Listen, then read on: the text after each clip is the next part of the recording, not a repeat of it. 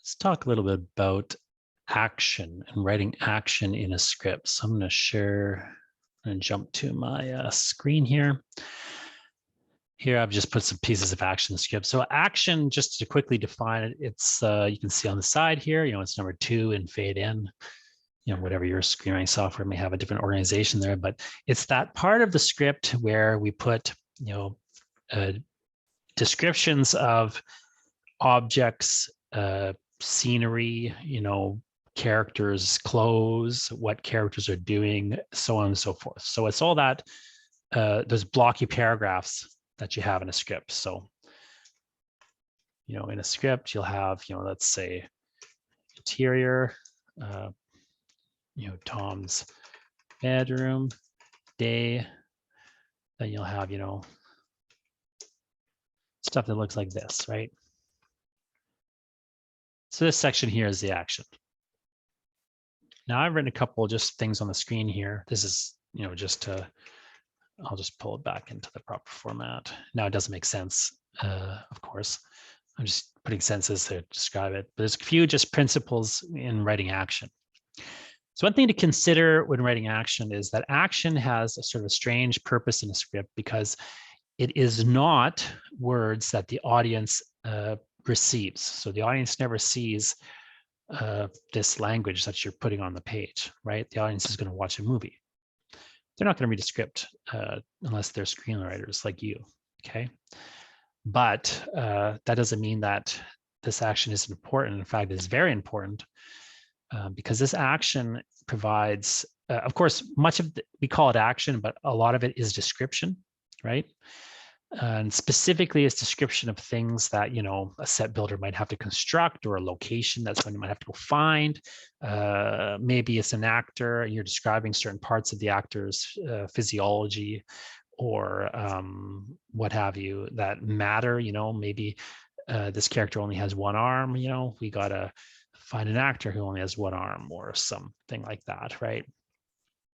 It just depends. And it's important in the sense of it's part of the, it's more, some of the more important aspects of the blueprint, that is the script.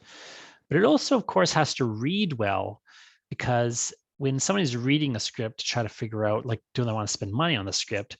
The action is doing a lot of the work of getting the story across to that person. So it has to be written in a particular way. You want it to be you want it to be fairly economical, short, to the point, more or less.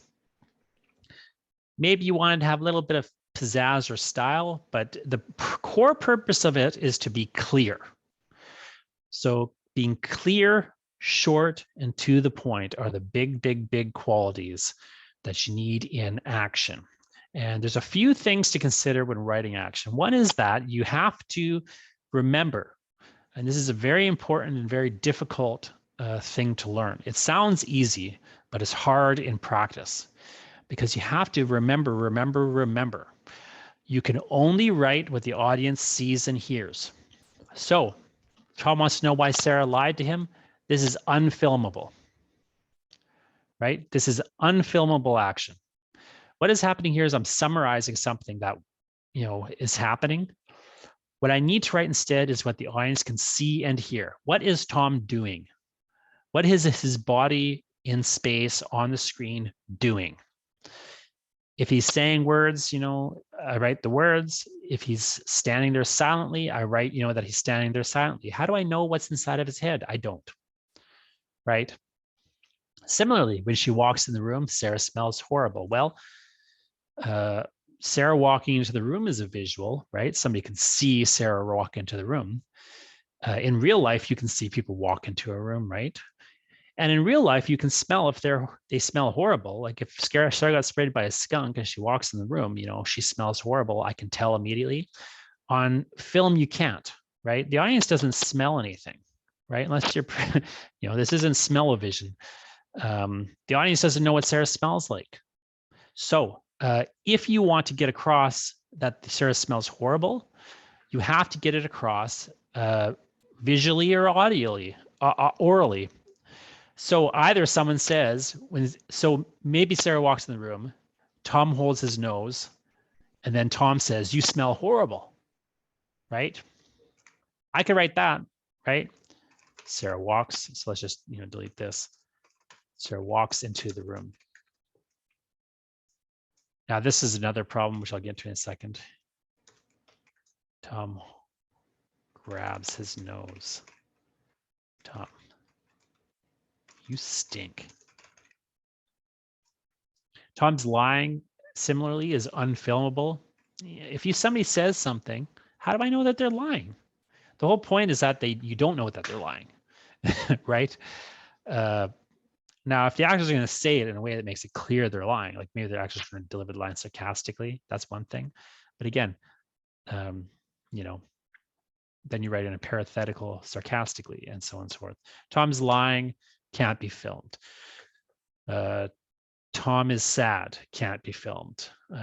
Tom wonders what Sarah's going to do next, can't be filmed. Sarah smells terrible, can't be filmed. You got to always think about, like, what does the audience see and hear? Can you draw a picture of it? If you can't draw a picture of it, then you can't film it, right? Now, notice in this, everything's got to come across visually. Now, this is a sort of sideline in action. You'll see this kind of particular thing in a script very commonly, where, we start a scene, we're in Tom's bedroom, and then it says, Sarah walks in the room as like the first thing that happens. What you got to remember is, keep in mind how this is coming across visually. Visually speaking, if we open in Tom's room and then Sarah walks into the room, even if it's very quick, we're still in the room with Tom before Sarah comes in. So we have to first describe what Tom's doing. Tom's listening to records. This is a big problem that people have in scripts, is they'll start scenes where people are coming in and out of rooms. And number one, it's usually best just to have all the characters already in the room. But if you do have a character come into a room, keep in mind that when characters are in rooms with one another, they're doing things. So if Tom's in his bedroom, he's doing something, right? Either he's sleeping, or he's listening to records, or he's got a sledgehammer out, he's smashing his records, whatever he's doing, you got to figure out what he's doing and then have him doing something. A lot of the times people write scripts where like characters are literally just standing around. Like, imagine yourself standing in a room, just doing nothing. And then somebody walks into the room and starts talking to you. That just doesn't happen in real life, right? In real life, you've got your own thing going on, and it may not be a thrill ride, but it's something. You're drinking, you're sitting there, tired, drinking a drink, and someone walks in and is like, "Hey, what's up?" I'm like, "I don't know, man. I'm just drinking this drink." Like, things are going on in the world before the story starts, moving. So you just have to kind of keep in mind, like, what you're describing is always what the audience sees, right? So you just want to think that way. What should the audience see? Now, thinking visually and thinking about how you might put a scene together, string one image after the other, is a kind of high level acquired skill. You really got to practice it and practice it. We'll get into that,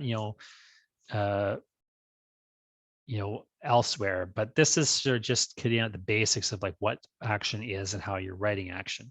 Again, you got to remember it's visuals. You can describe sounds too. If you do describe sounds, sometimes we'll put it in caps. Sarah walks in the room. She throws a book against Tom's wall. It bangs near his head and gets his attention.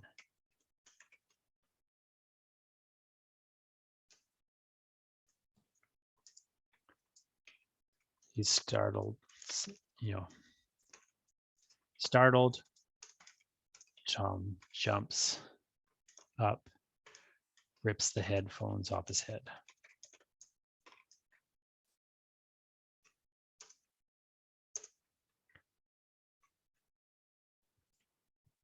So that's how you might, put a scene together, in the sense of, one, we're describing what the room is like before people start, coming into it. what's Tom doing before Sarah walks in? 2, we're describing what characters are doing, right? Notice how these sentences are all basically starting with like Tom or Sarah. She, Tom is near the start. And then a verb, Tom's listening, Sarah walks, she throws, startles, Tom jumps, rips, the headphones on his head, right? That's all kind of happening in one motion. Tom grabs his nose. It's very subject, verb, subject, verb, subject, verb. They're all very active sentences, right? They're all very much about people doing things, right? I would maybe try to enliven it a bit.